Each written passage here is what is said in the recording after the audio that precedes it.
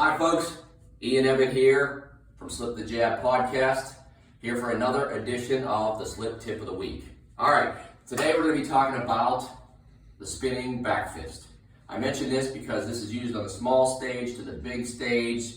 We've seen it by infinite fighters, knockouts from it, misses from it. So I'm going to talk a little bit about it and what I think is a better way to do the spinning back fist than we typically see. So let's get started. Now, when people do the traditional spinning back fist, popular move, I'm not taking anything away from it. You know, Chuck Norris he put it in every one of his movies and TV shows since about 1977. Whenever he can sneak one in, he does. The traditional way is, you spin around, you strike. Fair enough? Now, some of the things that I think we could do better and safer for us as the fighter that's throwing that move is this.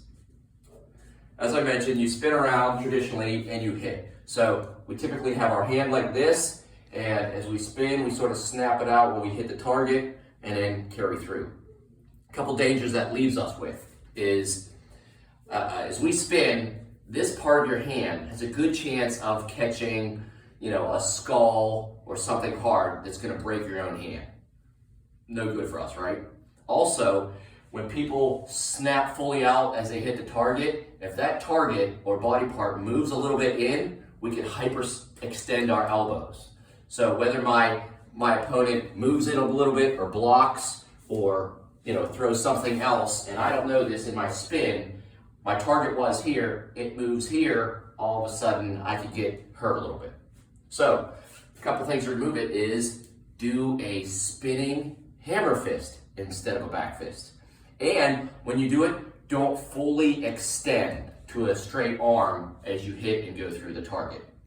Here's what that looks like.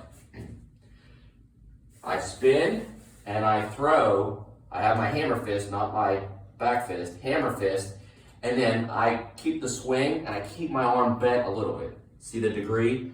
I keep it here. So even if I add the snap, I keep it here to follow through the target. What that does is I hit the target. Hammer fist, we all know, very solid. So if I hit any part, even a skull in a hard bone, I'm probably not going to hurt my hand. Also, if my arm stays bent a little bit, then if I hit the target, I'm most likely not going to hyperextend and injure my own elbow.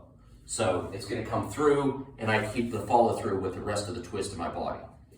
So those are just two little adjustments that I think people can do to modernize the spinning back fist and make it safe.